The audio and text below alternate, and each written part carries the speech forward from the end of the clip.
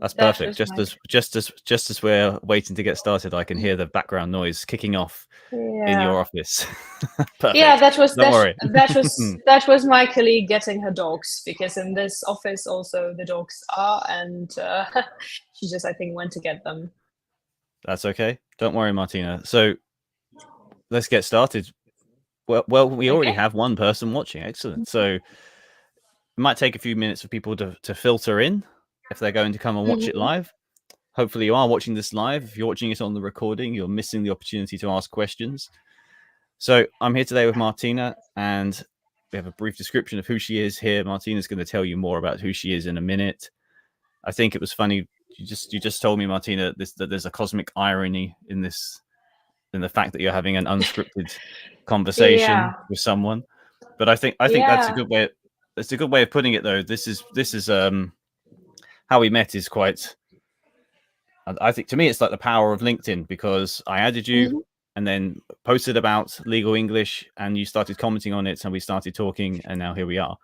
And that's something that happens quite often actually for me on LinkedIn. So Hmm. uh, I'm really happy about this. I'm looking forward to hearing what you have to say on this subject and learning something, because I'm sure you know a lot more about it than me. But Well, why don't we start with but just, that yeah, but I mean sorry. that means that your content is very engaging, and it's good that like just random people find it and actually find it so interesting that they actually want to add something to it. I think that speaks testament to how your content is, which is amazing, I think. I mean, I no, thank you. And I wish that was true of everything. Sometimes I wonder, I need to improve. Well, it's an ongoing process, don't we? We need to constantly learn how to improve. But that is what I strive for. That is what I aim to do with my content, trying to help people and also at least Hmm. talk about interesting things. So why don't you tell us, Martina? Tell us what a little bit about yourself, who you are, and what you do. Hmm. So, firstly, thank you very much, Ron, for having me here today. So, my name is Martina Ručková. I come from Slovakia. I live in Prague. I worked in Bratislava for Ministry of Finance, then moved to Moscow to work for an international bank with like a development perspective, like many trade finance and foreign deals. And then I moved to Prague at the end of 2021, and my husband and I had a sabbatical for a year and a half, just decided to just chill, travel.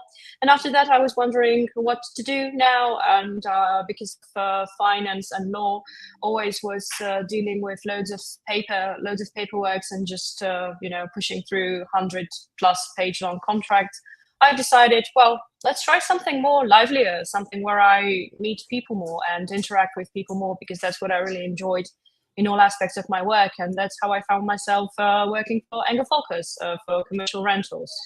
So that's where I'm now. And then your day-to-day work then. So when you say working with people, do you work mostly, Mm-hmm. is it work mostly with your colleagues, or do you also do a lot of the kind of face-to-face work with clients as well?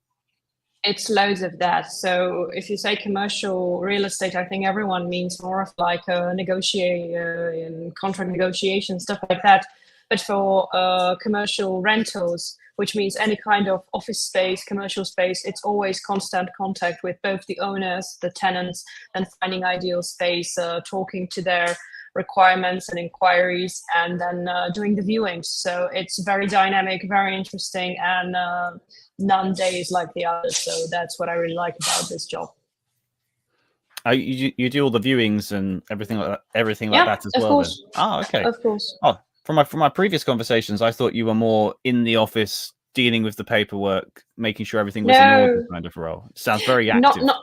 Yeah. Yeah, not really. I mean, one has to be jack of all trades basically for actually this kind of work, because we have a combination of really tough and very long contracts, and well, very long in Czech legal order kind of things, not English.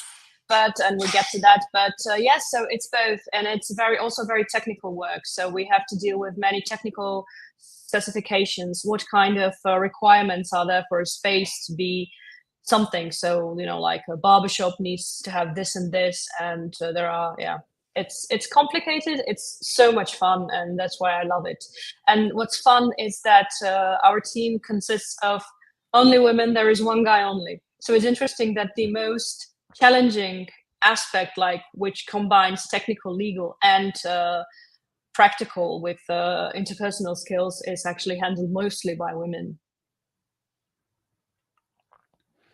That doesn't surprise me at all, actually. It's one of those. I say that because it seems to me that from my perspective, so yeah, when it comes to real estate, a lot of what I see is through what people post online, through the internet. You know, I have my own experiences working in property management and traveling and speaking to people, but I see a lot of this on here, and I see a lot of women talking about the need to like push women in real estate, but it seems like women dominate it from where I'm sitting. They're not underrepresented from where I sit, and I imagine they are better at it. I imagine, as you mentioned, the average woman has better interpersonal skills than the average man. That's a very broad statement, I know, but I think it's true in my experience. Generally, we are just maybe predisposed to be more talkative. So I guess that's one thing where it comes from. Yeah, I don't just mean talkative when I say interpersonal. I also mean just actually listening to the other person and reacting to what they're saying and taking it in. That's something that that's just a skill that I've had a similar experience in the past. Actually, I worked in a school where women dominated. I've always worked in women dominated industry, but actually that's not true. I've had the two opposites because I also worked in construction, so I had that complete opposite as well. Yeah, so I imagine, so you have a good dynamic in the office then. You're enjoying it. Yeah, definitely. I love it. It's very interesting to me because I've always been in most of my directors have been women, which is very, and there is a general stereotype like what women bosses are, or even like women teams. And, they usually say, oh, everyone just gossips and stuff like that. But actually, I've always found these teams with women to be very productive, very friendly, very encouraging. So it's always depending on the team leader or the boss, how he can arrange the dynamics. And in my case, I've been always fortunate to work under fantastic women who were very both business oriented, but also had a great people skills. And it all resulted in wonderful workplace. So nothing bad to say. Good. That's really, so I was just, when you said about the gossiping thing, I was just thinking, I mean, I've been on building sites in the past, also just recently, because sometimes I go to see my dad to help him. He manages big building sites, and sometimes I go and speak to him and see him at work, and you should hear what it's like on there. Sometimes you do think it sounds like a load of women here, but they're all men. And so I don't necessarily associate gossip with one gender anymore. I think it happens, or it does. Yeah, it's a personality trait, definitely. It seems to be more universal. Or just a pastime, but yes, it's regardless of the gender. It's just yeah. But so this is what I meant to you when I said to you previously before we started that these conversations can take a long time. So we've been speaking for almost 9 minutes, so we haven't actually talked about any of the points yet. So that's what can happen when it's unscripted, which might be why you don't like it, listening to it. But anyway, let's get started. So I have a simple question for you, first of all, Martina, and it's about legal English. So that's the topic. That's where we started our conversation in the past. So yeah, maybe if I just quickly explain from my perspective when I'm dealing, because I normally work with clients who are already established or becoming established real estate agents, but they want to work with people abroad, or they have this need, their job changes, and then they have these difficulties because they've not worked with certain aspects. They might know it, they know English a bit, but they haven't worked with it. So most people, they're not starting from zero, but they are doing something they're not used to. And legal English, when I say legal English, I'm talking here about really contracts is the big thing. It's when dealing with contracts. So if you had a colleague or someone come to you and said to you, Martina, I know that you know lots of language, you've studied languages, you know how to do this. I'm really struggling with this legal English and these contracts. What would be the simple advice you would give to them before we go technical? What would be the simple advice you would give to that person? Take a deep breath, read it once again, then maybe once again, it will make more sense on second or third read. I think that's the easiest first advice. I couldn't agree more, actually. Yeah. repeat is the basic, actually, of any. Because and it stems from that legal English. My husband actually calls it legal elvish, and he always says that the lawyers are like elves, so they only are friends between elves, and so to talk to one elf you need to have another elf. So, and when there is contract negotiation, he just said, "Oh, let the elves deal with it." So, but to translate the Elvish into English, or the legalese into English, the language gets so long-winded. So sometimes that's why the reason for rereading the text, because you need to split it into different sections, because one sentence can go for half a paragraph, and after second or third read, you actually get hang of, oh, this is one part, this is another, this connects to this makes sense. And it's just it's not your fault. It's the fault of the legal English, just as it's been turned into, I'd say. And on that, actually, just by the way, sorry, just to jump, I have a question or a comment on that to ask you this. But before that, actually, just for those who are watching, because we had over 400 people accept the invitation. I'm not sure how many people have joined us live at the moment. Well, there are some. If any of you are watching and have a question or anything you'd like to add, please do leave a comment either here on LinkedIn or we are on YouTube. But my YouTube channel is quite new, so I don't know if anyone's going to be watching it there live. But please leave your comments and questions for Martina, and I will ask her for you. But something you just said there about it. So the next question that I have written down here is to go into the differences between different legal systems. But maybe just before that, just a kind of preliminary question. Do you think English is particularly bad for this legalese, kind of overcomplicating things, extending things? Because I say this because, I've had many long-term clients who are lawyers in Italy, and some of them often would comment on how they wish the Italian legal language was more like English, because for them the English version was much simpler than the Italian version. Now, I guess it really depends on the context, but yeah, would you say English legalese is particularly bad? Actually, I don't think so. If you have a bit of a hang of English grammar, it actually leads you to these different section points out. It actually makes sense once you get hang of it. But from my experience, every language turns its legal version into just long-winded sentences. Maybe it's with us lawyers that we try to, be as these elusive intellectual beings with long-winded thoughts. I think there's a bit of a narcissism in that, actually. So that's the cause, then turns the clauses in contracts and any kind of argumentation into just long paragraphs. And if you don't have any good mentor who will tell you from the beginning, you are not Shakespeare, my girl, you just need to do it a bit shorter, which I've been told. And then you start writing your any kind of filing or contract just in a shorter version.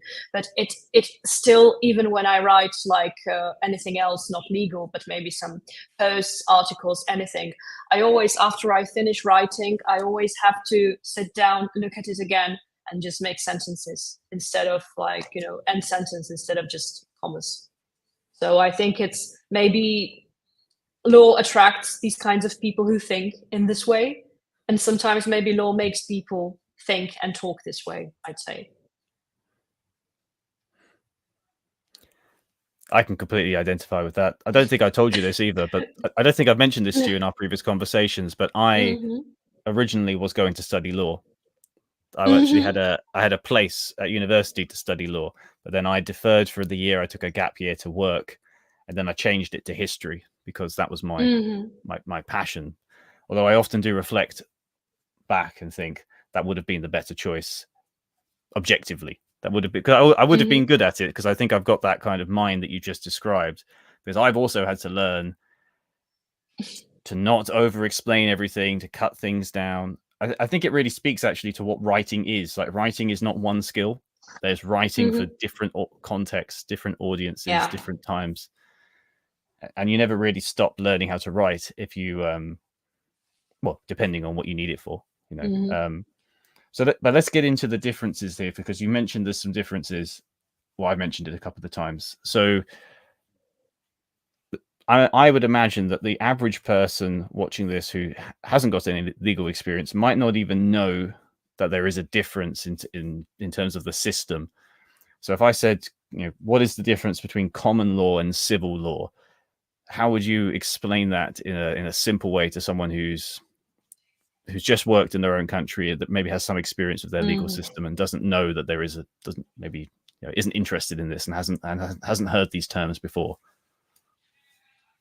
I think there are, well, the main difference, I'd say, is that one is mostly codified, one is based on precedents, and then this is actually merging, I'd say. But this is the main difference. So it evolved in a different way from different traditions, and this is why Europe took just the Roman civil code and then slowly evolved it, and always there is a law, and the courts are free to interpret it. But you can always rely on the law. So the main difference is in contracts. Usually the civil law contracts tend to be much shorter, because you don't have to write down everything that already is in a law, except for when there's a possibility of amending, like by the agreement of two parties. Whilst in common law contracts, everything has to be accounted for, because when the courts look at the contract, they would only read the contract itself and maybe draw upon the previous decisions of the courts of higher instance. So that's the main difference, at least to me. I think that's a really good summary, but I'm trying to think how we could simplify it even more for those people who I've got some suggestions, but maybe we can go back just because I think it's worth doing, because I think there are some people perhaps watching this who, again, they're completely new to law. So you use some words there that are standard legal words that they might not know. So just the first part, codified versus precedent. What's the difference between, so, as you said, the civil law system is usually codified. Common law is based on precedent. So what's the difference there? So in civil law, judges apply the law. So when it comes that the conflict has to be resolved before court, judges look at what's in law and have to apply that. Whilst in common law, the judges actually create the law. I think that's the main difference. So this is like, what is codified is written in a code where you can find it. And what is unwritten because it is actually written, but in these court decision called precedent. Yeah, I think a good example, I have a story actually that maybe illustrates that as well. I more than 10 years ago, I also did I spent a year doing freelance writing and a little bit of freelance journalism. And I went to a high court in London to watch a case, and there was a guy who was being arrested, and he was appealing his case for he had stolen some property from a dwelling, and a dwelling is just where someone lives, a home. But he was arguing that his lawyer was arguing that it was not a dwelling because it was a boat, and therefore okay, and that was the argument. And I was sitting here thinking, yeah, and so what happened was you had these three judges. It's a high court in London. It's whatever you're for the people at home imagining high court in London, it's the wigs, it's the big grand building, it's all of this. And I was watching thinking, this is a waste of time. This is a waste of time. Surely you can't be serious. But they did. They talked about it and they threw it out. They said, no, this dwelling covers this. But the point is that they had to have that conversation. They had to sit there and talk about it and say, no, you can't say that you didn't steal from a dwelling because it's a boat. It's a floating. Yeah.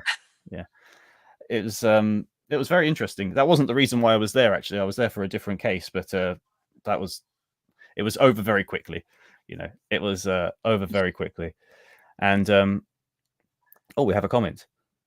David has said sound has an echo. Oh, yeah. Well, sorry, David. We did have. Sorry, David. Martina has experimented, changed rooms, but this one is better. But this is the downside. Try and close the door. Yeah. Unfortunately, that's the issue of having offices in historical apartment house. So we have really tall floors, and tall ceilings. So yeah, it's up to 4 meters. So the echo gets quite. Sorry about that. Yeah, no, David, it's not. David has said it's is it only me? No, David, it's not you. We're sorry, No, but no, it's not. It's not hopefully, only you, David. hopefully you can bear it, and hopefully it will be okay. But thank you for commenting. If you have a question, David, for Martina, please do leave your questions. So let's move forward then. So okay. So as you said, especially one thing we didn't say actually about this common law and civil law, I meant to be the one simplifying this as well, is usually common law is generally how things work in the UK. I say generally because, as you said, there's a kind of blending going on, isn't there? Yeah. And so all the countries which have their legal system descended from the British system also use common law, but I think every single other country in Europe has civil law. Is that correct? Is there anywhere else that has a similar? I think so. I'm not sure. Maybe Malta, but no, I can't say about Malta. So I think you might be right about that. Yeah, I think in Malta or maybe even Cyprus they might be different, or they might have a more. Again, it's all blending, so it's not like everywhere is one or the other. But this obviously affects people who are dealing, for example, dealing with English because English is English, and or dealing with clients maybe from the US or the UK. There can be this affects the way the English works. So yeah, what about you then? How does it actually affect your job? How does it on a day-to-day basis? One of the things we spoke about last time were translation, translating terms and things. Yeah. So how easy is it for you to take legal English and then translate those terms into things that work in you work in Czech, right? That's the you're not working in, or you're also working in Slovakian. Yeah, but we draft contracts in Czech language, sometimes bilingual. For us, it's quite easy because since we need just to translate words, while the Czech sentence to English sentence or vice versa, we just need to find words that make sense to describe the institutes or the legal terms. So fortunately, it's not like we have to usually translate into Czech something like trust. And that, oh my God, like how do we translate trust? Because there is not an institute of trust in neither Czech nor Slovak law. So when someone asks like, what is a trust? And I'm like, oh, sit down, little child. Do you have like half an hour for me to explain? But no, usually it's very easy. Sometimes since English has been with us for some time, we usually have already some established translations for like we have this thing called list vlastnictva, which is title deed or ownership deed. So we just use that. So when it is possible, we approximate or try to find some equivalents in common law or in English. And if not, then we just try to describe in a way that makes most sense for the Czech speakers, because the most important function of the language is to just deliver some information. So even if the solution is not linguistically perfect, it gets things done and delivers the message. So that's the most important thing. And that was exactly the topic that we started speaking about in my content, wasn't it? Yeah, and this exactly. This is a key point that I think. I wonder. I kind of know what you're going. I know you're going to agree. I think with what I'm going to say, but I wonder if you agree, Martina. If someone were interested in, so if someone wants to improve their knowledge of legal English, I think the first thing they need to understand is that you won't always be able to have a one-to-one translation, and if anything, I think it's more important to practice that skill you just described. Explaining and delivering the information in a way that makes sense. Would you agree? Exactly. Yeah, I definitely, I would.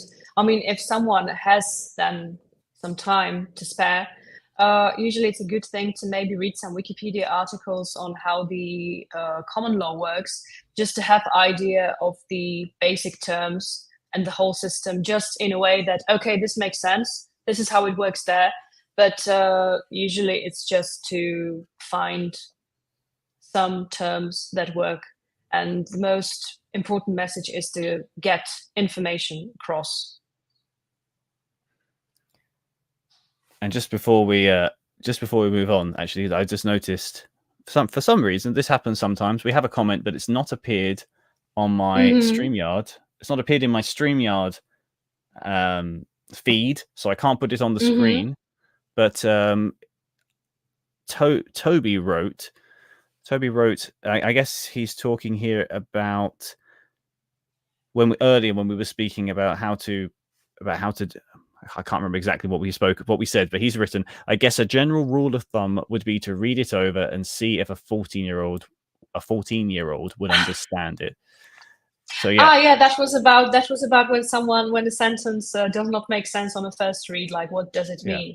So yeah, Toby, that's actually very, very good rule of thumb, I'd say. 14-year-olds, I mean, my nephew I remember when he was 14-year-old. Yeah, that's a good thing. Like if he would have understood it, sure, then it works. I think it's a good general rule for writing in English in general.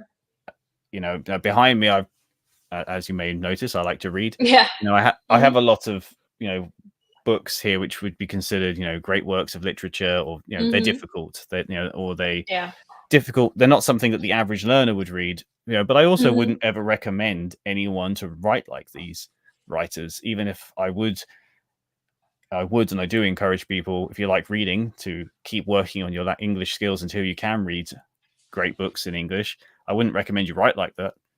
In general, you always want to be trying to simplify things, especially with English, because so many people now are using it, are not native speakers.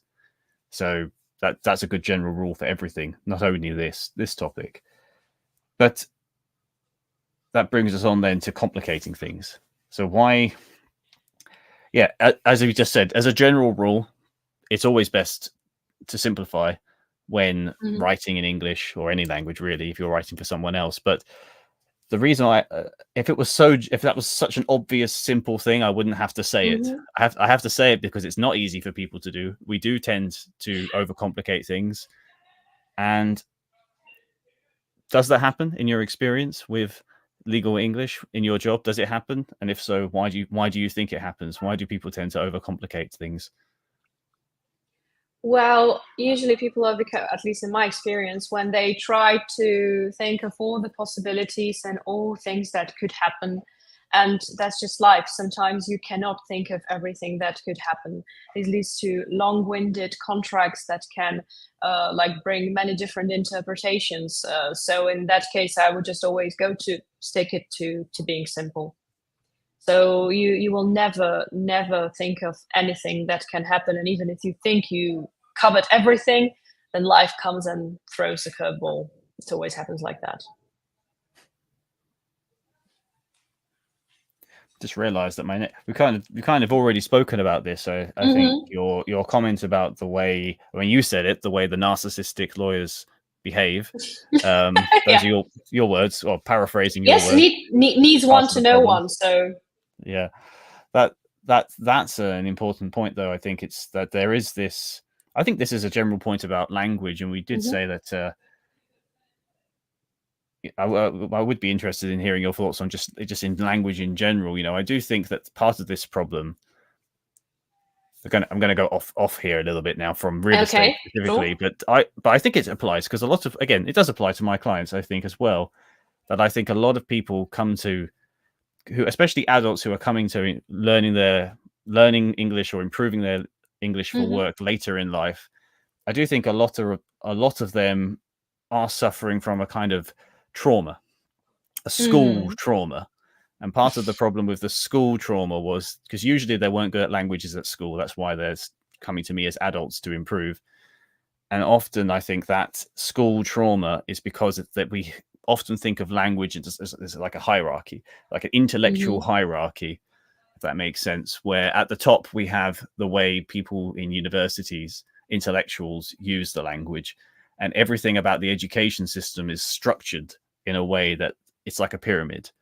And I think that I don't think that's a good way to teach languages in school. But I think that's what a lot of people think languages are. They think that they have to I'm curious if you agree, if you have a similar experience. I mean, you've kind of climbed this period, pyramid. You can use this. I know you can from our conversations. You can use this higher level of the language, but for some people, I think that's a real, like, they think they have to do that, and that's what they think it is. They haven't. That, if that makes sense, they think they have to do grammar tests and they have to be perfect at everything, and that kind of holds them back. Would you agree with that assessment? Yeah, and I would say that there can be barrier to learning English actually, and to have fun with it. I would say that you get to the top when you have dedicated time to the language, and I think it comes from when one starts reading in English actually, because English. It's got many different rules and exceptions, and it's got its system of syntax, for example, but usually it's very intuitive. So you can be taught some rules, but you will only understand after you read many, many sentences in English, and then, oh, this makes sense, and this word goes here, not here, just because it just feels right. And you can't materialize this feels right. You just need to read and read and read, and I'd say that's the best way to learn English.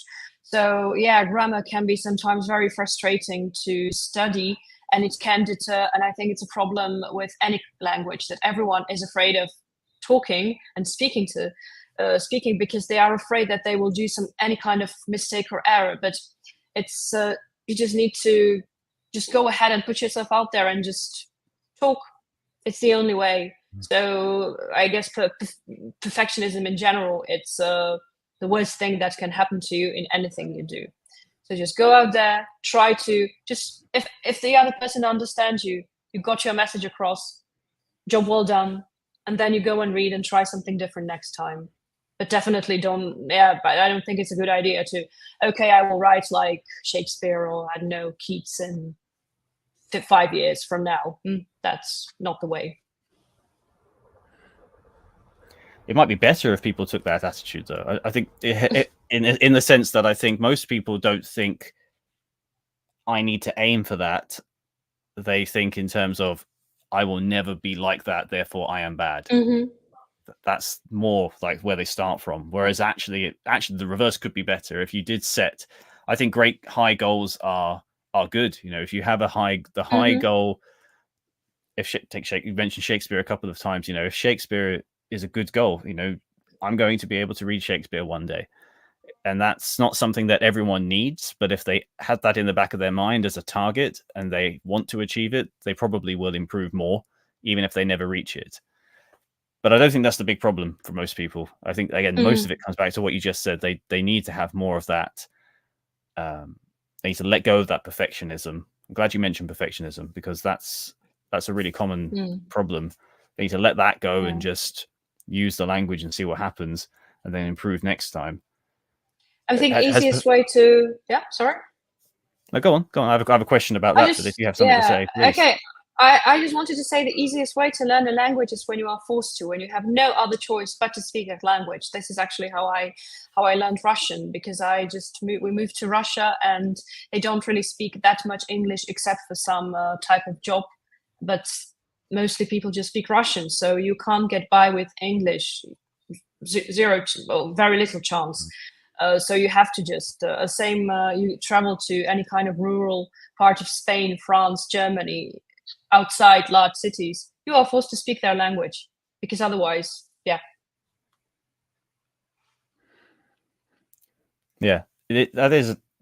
is true. It's definitely true. When you're forced to do anything, when there's pressure, that improves your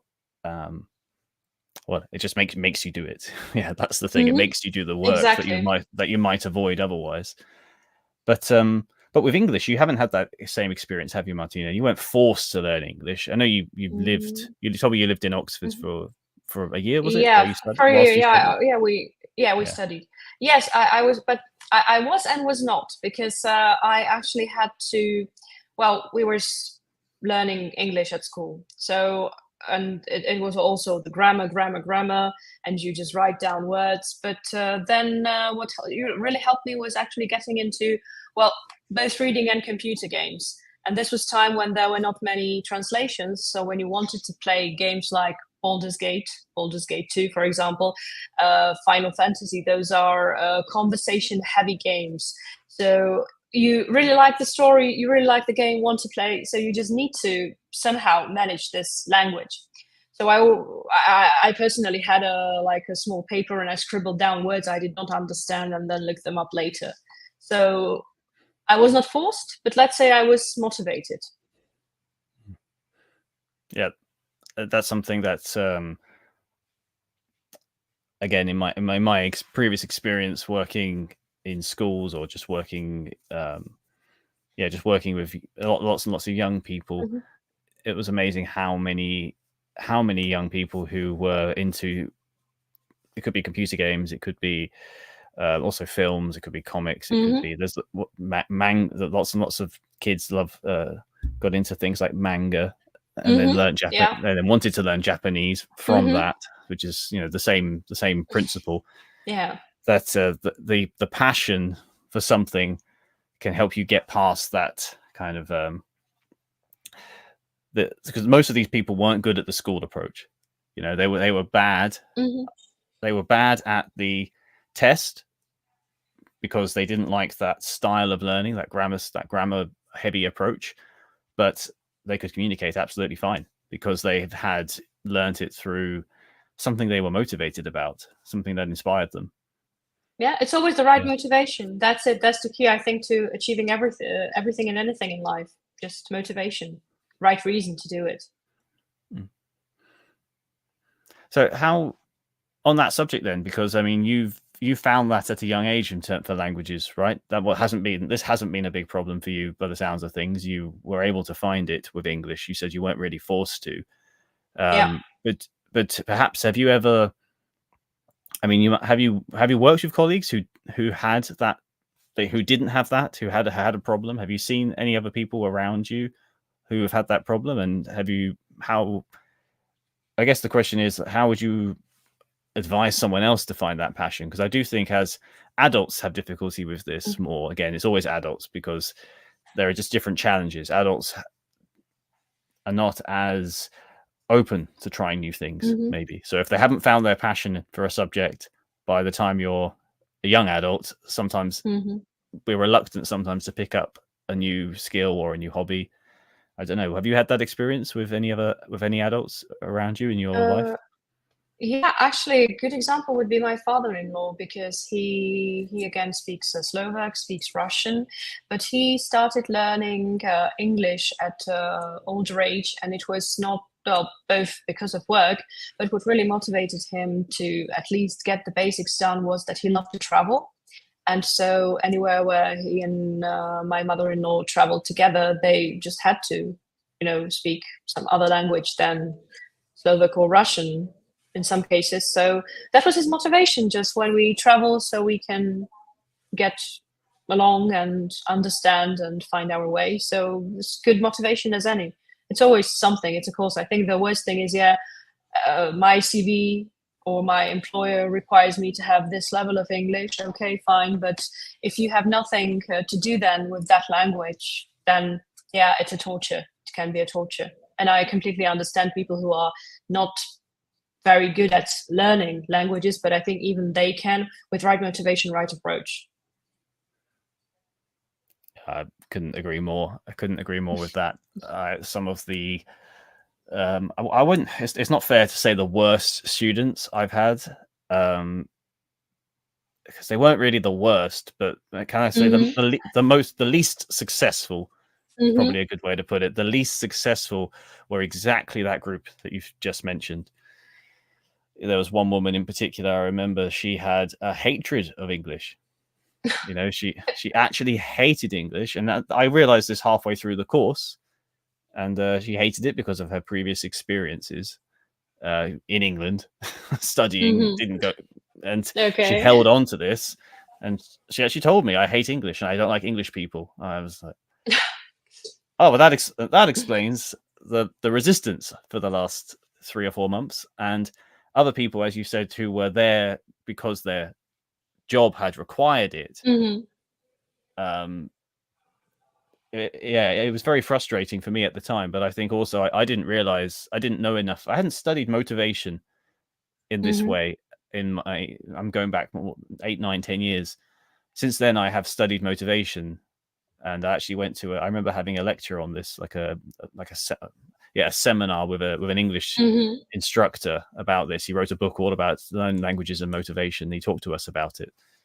And yeah, it's the key. The key for everything is finding that motivation, because it can't start. Learning can't start from a position of, I hate this language, or I don't want to do this.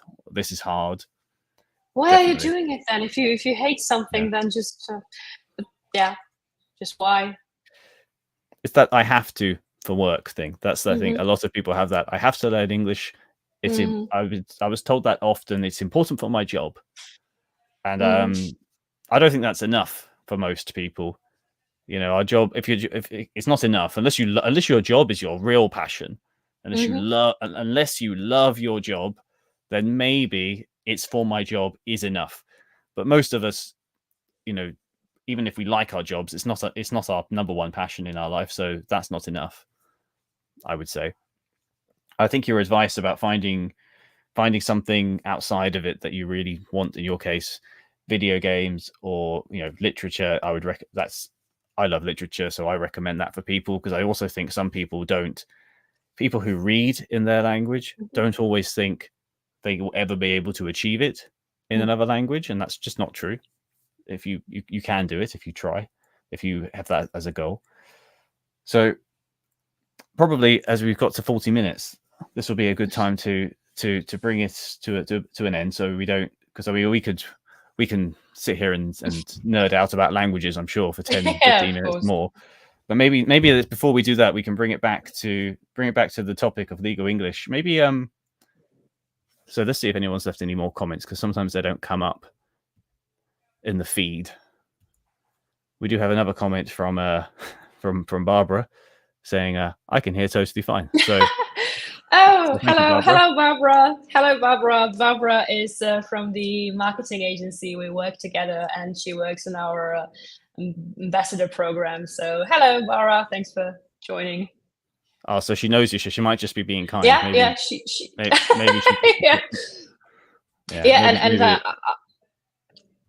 and I will get the dressing down later on in private.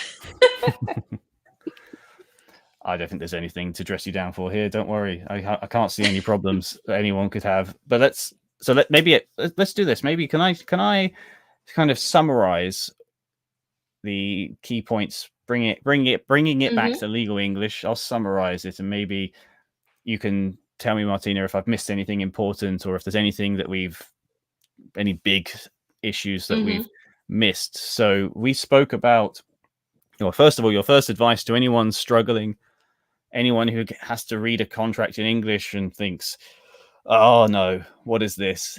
And struggles, your first advice would be to just take a deep breath, read it again, probably read it again. In fact, actually, I did this with one of my clients. Actually, you know, she went further than I would recommend, and she actually, or not recommend, but further than I would try to get someone to do it. And she actually printed the contract and put it next to her bed and read it every day for a week. It's extreme, but it does work. She told me a week later, like, oh, it works. I know it now. You don't have to go that far for everything, but maybe once in your life, try it. So yeah, breathe, read it again. And I guess the first thing to know is that it's not you, it's the lawyers. It's the narcissistic lawyers. It's the elves. It's the elves. Yeah, it's the elves. Exactly. They are not making it easy for you. But if you keep reading it, you'll get it eventually.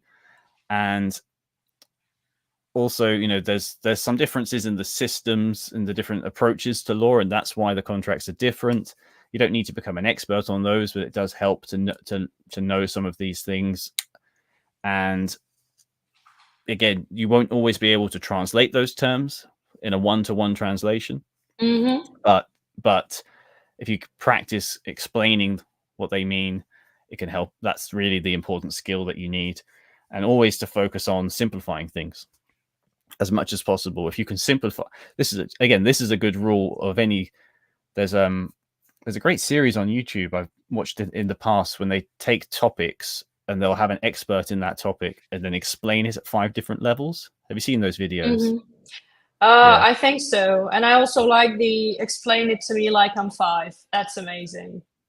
exactly. That's the idea. Explain it like I'm 5. So I remember watching a video where someone was explaining musical scales, just music, just the basics of music theory, and it started with a 5-year-old.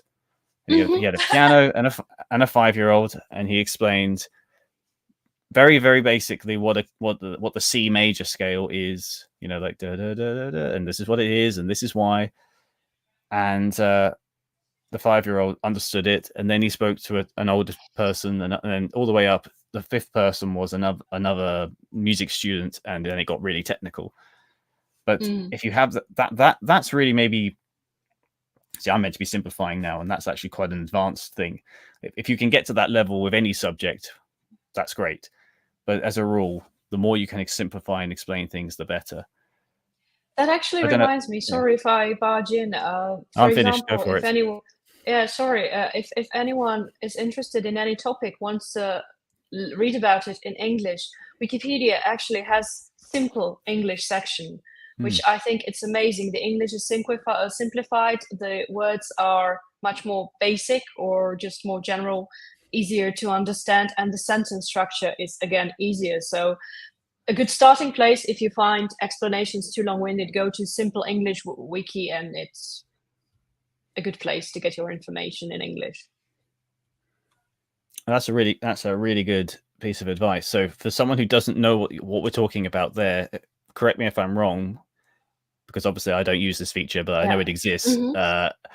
When you're on Wikipedia in English, I think there's a section where you can choose the language. And then you can, Exactly.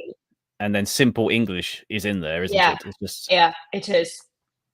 Yeah, that's a really good piece of advice, actually. That's something I mean, I've never used it. I mean, I know it exists, but obviously I haven't really used it to study a topic. Have you tried it, Martina? And did you find it well, it sounds like you found it very effective. I had right? I had a look at it. No, I mean, I had a look at it because one of my friends was using it for their English homework, because once they copied off Wikipedia, they've been told that no, this language is too complicated, you couldn't have written that. So then they copied the Simple English Wiki. Yeah, and I guess nowadays as well, I mean, I'm hesitant to recommend AI because I think it's a tool that's very effective, and we should be using the tool. But I also think, the problem with it is you don't always know if it's right or wrong, but you can definitely, and it does lie to you. It does not lie, but it gives you. It will never just say, "I don't have that information." It will it will give you information. In my experience, when I have used it for research purposes. So, but AI can also work in if you ask it to give you a translation and simplify it. But probably if Wikipedia has what you want, that would be a better place to start, because people do actually check that, don't they? They do review Exactly. it. And maybe for someone, if you are, again, back to our topic of legal English, if you are trying to use the Google Translate or any other kind of AI integrated translation service, go for it. But please afterwards check it. Sometimes you have to, like the word like contract, agreement, get interchanged, again, the names of parties to the contract. Just check everything. Please never just submit it to anyone without checking it first. It's a great tool, but it needs to be revised afterwards. 100%. And just as an example, I also run a short story English club. So we that's another passion of mine, is reading short stories. And I was preparing at the weekend. I was trying to use the AI to help me prepare the reading list. And I asked it, I had a theme. The theme was going to be Nobel Prize winning authors. So I asked it, give me a list of I have a criteria for the types of literature we need. So this is the criteria. Do you understand? Yes, I understand. Thank you. Please give me a list of Nobel Prize winners that fit the criteria. And it gave me Anton Chekhov like 3 times, and Chekhov was Okay. nominated. Yeah, Chekhov was nominated, but never won. Yeah. He never won an award. So why was it? It just kept giving me. The point is, it just gives you information. And even when you say to it, "Did Anton Chekhov actually win the Nobel Prize?" Oh no, he did not. But he was nominated and was very significant. Yeah. And he was very significant in world literature. So yeah, please check your AI. That's probably just a good piece of general advice to finish on. And just don't trust your AI completely. Yeah, never trust it. And Barbara says hi. We are actually about to finish the live stream, but Barbara says hi. Hi, Barbara. Thank you for joining us. Yeah, thank you. Yeah, so I think so. Would you add? I gave a very long summary in the end, and then we talked about something simple Wikipedia. But would you add anything to my summary, or do you think there's any important parts about this topic that we've left out today, Martina? I think we covered all of the bases. I would say just use English or any other foreign language as a tool, first and foremost. Have a good motivation behind it. Never be afraid to speak in that language. Anytime I spoke any kind of broken French or German to locals, they were always just happy that I tried at least speaking their language. And it's the same. I have great respect for all of the foreigners who are in Prague, because Prague is a very metropolitan city. They speak fantastic Czech, and I'm like, wow, it's such a difficult language to learn. So I have only respect, never any kind of judgment about any kind of grammar mistake. And I think that's most of the native speakers' approach to any kind of language. So just don't be worried at all. Just speak and have fun. I mean, that's a really good place to end it. So I'm going to end the live stream there. No other questions have come through, but thank you for those of you who watched this live, and thank you, Martina. It's been a pleasure. Thank you very much, Sean, for having me. It's been a delight. Bye-bye.